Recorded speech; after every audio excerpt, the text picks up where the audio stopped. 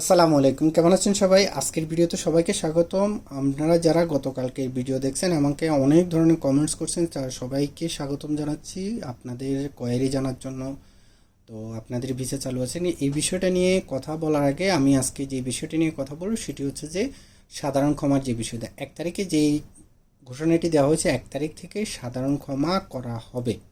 সাধারণ ক্ষমা করা হয়েছে এবং কি সেখান থেকে আপনারা ভিসা স্ট্যাটাস চেঞ্জ করতে পারবেন। তারপর আপনার অ্যাবসকন্ডিং থাকলে অ্যাবসকন্ডিং উঠে যাবে, তারপর ফাইন থাকলে ফাইন মাফ হয়ে যাবে। এই ধরনের কিছু কথা হচ্ছে এবং কি সেটা সত্য, কিন্তু ভিসা লাগাতে পারবেন কি না সেই জিনিসটা কিন্তু ক্লিয়ার না। ঠিক আছে, কারণ হচ্ছে যে আমাদের বাংলাদেশিদের জন্য এবং পাকিস্তানিদের জন্য কিছু কিছু জায়গায় ভিসা রেস্ট্রিকশন আছে, ভিসা রিজেকশন আসতেছে, ভিসা বন্ধ করে নেয়। আপনি যদি আপনার 100% ক্রাইটেরিয়া অনুযায়ী যদি আপনি অ্যাপ্লাই করেন, আপনার যদি যেই ক্রাইটেরিয়াগুলো তারা সেট করে দিয়েছে সেগুলো মিট করতে পারলে আপনার ভিসা হচ্ছে, কিন্তু এর বাইরে গেলে ভিসা হচ্ছে না। ঠিক আছে, এই কথাটা আমি কেন বলার কারণ হচ্ছে যে আপনারা যারা বসে আছেন অ্যামনেস্টি সাধারণ ক্ষমার পর আপনারা ভিসা লাগাতে পারেন।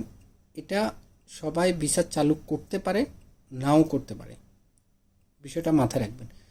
আপনার 1 তারিখে সাধারণ ক্ষমার পর ভিসা চালু করতে পারে, নাও করতে পারে। যদি করে তো আলহামদুলিল্লাহ, সব জায়গায় সবাই ভিসা লাগিয়ে নিতে পারবেন। আর যদি না করে তাহলে হচ্ছে এটা আমাদের জন্য দুঃখজনক।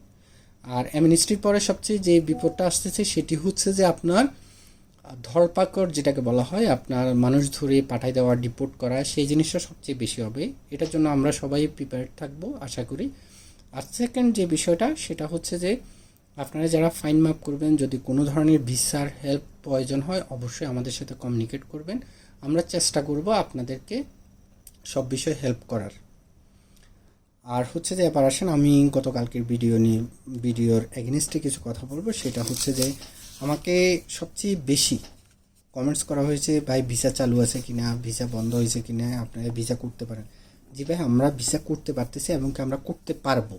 ঠিক আছে, এখন এই কথাটা কেন বলতেছি, কারণ হচ্ছে যে ভাইয়া আমাদের ম্যান পাওয়ার লাইসেন্স, আমাদের ডিরেক্ট যেটা হচ্ছে যে আপনার টেম্পোরারি এমপ্লয়মেন্ট এজেন্সি অ্যাক্টিভিটিস, যেটা হচ্ছে যে আমরা মানুষ এনে সবাইকে সাপ্লাই দিতে পারবো, সেটাই আমাদের অ্যাক্টিভিটিস। ঠিক আছে, তো আমাকে অনেকে কমেন্টস করছে। আর একটা কমেন্টস আমি সবার সাথে শেয়ার করি, সাবধান এখন ভিসা বন্ধ, কেউ লেনদেন করবেন না। আমরা কাউকে বলতেছি না কারোর সাথে লেনদেন করেন, কারোর সাথে করেন। ভিসা আপনার লাগলে যেখানে আপনার বিশ্বস্ত মনে হবে, যারা আপনাকে সার্ভিস দেবে তার সাথে আপনি লেনদেন করেন, না করেন সেটা আপনার ব্যক্তিগত ব্যাপার। এখানে কেউ একজন আসি আপনাকে কমেন্টস করলো, এগুলো হচ্ছে যে আপনি যেটা জানেন না সেটা নিয়ে আমার মনে হয় যে কথা না বলাই ভালো। আমি আপনাদেরকে আজকে একটা বিষয় আপনাদের সাথে শেয়ার করবো। সেই বিষয়টা হচ্ছে যে দুবাই ইমিগ্রেশন থেকে আমরা যে মেলটি পেয়েছি সেটি আমাদের বাংলাদেশিদের স্পষ্টভাবে তারা বলে দিচ্ছে বাংলাদেশের জন্য ভিসা বন্ধ করে নাই।